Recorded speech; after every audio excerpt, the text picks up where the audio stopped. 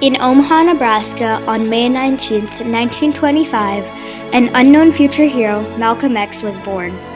Not only did he turn out to become a hometown hero, but a national hero.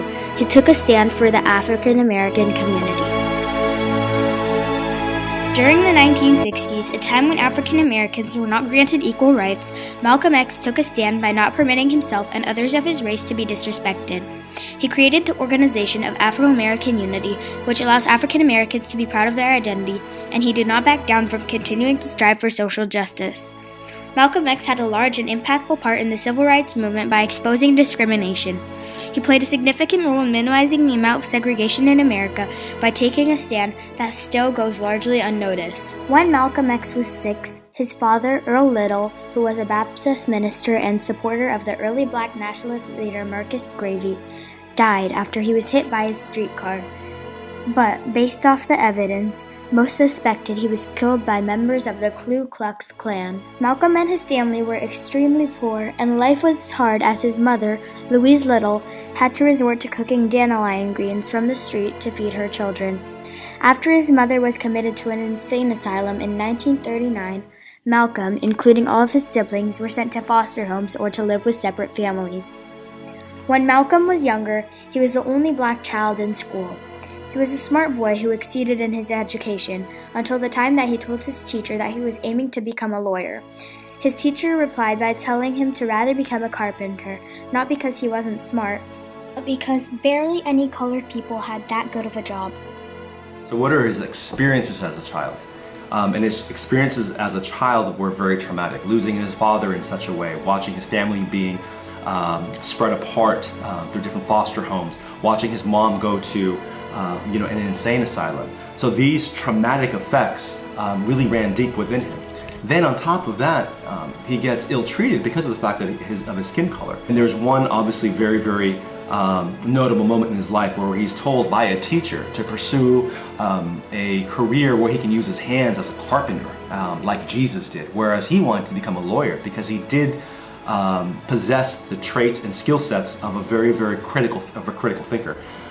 This planted a seed in him that at one point flourished and came about when he was in prison, knowing that he has the ability to think, that he has the ability to think creatively, and how he was continually pressed down by what he felt was a social construct that kept him below a certain level that he couldn't succeed or proceed above.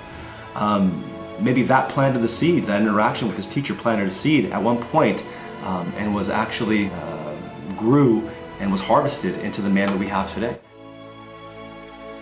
The deeds that the white man has committed against black people is what is inflaming black people. There's no teaching inflames anyone.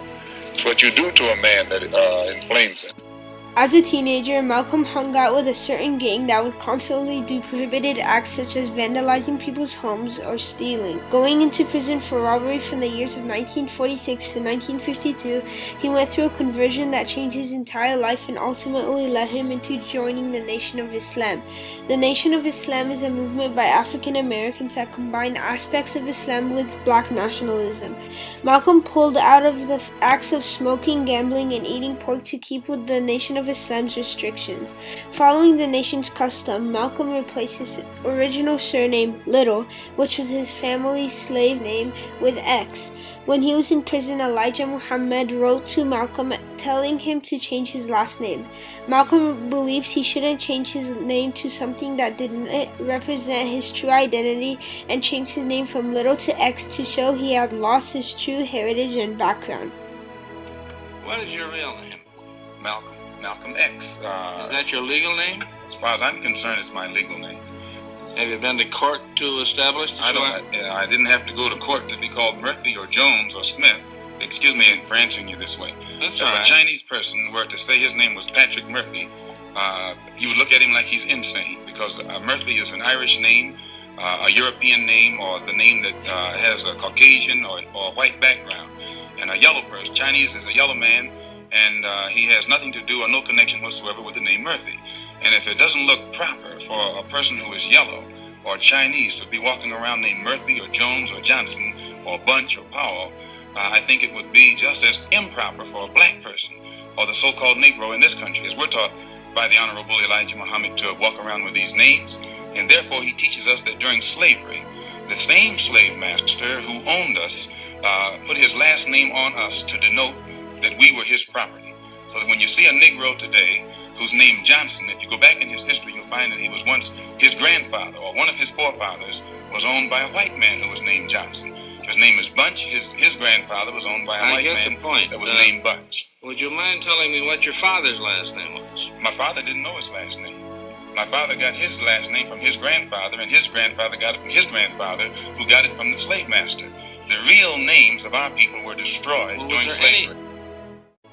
After being released from prison, Malcolm was one of the main contributors that led the Nation of Islam to its greatest period of influence. With his help, Elijah Muhammad began organizing mosques for the Nation of Islam in Philadelphia, New York, and Boston. Malcolm X also founded the newspaper Muhammad Speaks and printed the papers inside of his home. He soon began to preach throughout the streets of Harlem. Before he had approached the peace of true Islam, he criticized the mainstream civil rights movement. This criticism challenged the ideas of nonviolence and integration led by Martin Luther King Jr. Malcolm had thought that there was more at stake than civil rights, which was black identity and independence. Contrary to the strategy of nonviolence and balanced suffering led by Martin Luther King Jr., he pressed all of his followers to do anything to defend and protect themselves. On the day April 13, 1964, Malcolm X took a trip that changed his life. Up to this point, he seemed to be a person that was racist to all white people. He left from the United States on a spiritual journey throughout the Middle East and West Africa. He also visited Egypt, Lebanon, Saudi Arabia, Nigeria, Ghana, Morocco, and Algeria. In Saudi Arabia, he went to experience what would be called Hajj, or pilgrimage to Mecca. He would uncover the true Islam, which he had never been exposed to in his whole life. Harmony. He quoted, "In the 39 years on this earth, the holy city of Mecca had been the first time I'd ever stood before the creator of all and felt like a complete human being." Malcolm X received many threats from people of the Nation of Islam after he resigned from them. The Nation of Islam thought that he was a threat to the nation as people began to leave the organization.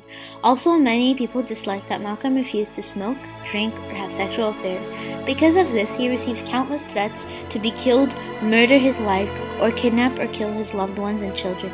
Despite these countless threats, Malcolm thought that he should not stop doing what is right and continued for years until someone assassinated him. Malcolm X for me is a role model. He is someone who exemplifies change, constant and consistent improvement in oneself. Another reason why I love Malcolm X and why I feel that he is a role model for mankind is because he gave a voice to those who had no voice, took a stand for others, stood up for men, women, and all sorts of diverse backgrounds. One of my favorite quotes of Malcolm X is that if you want something in life, you had better make some noise.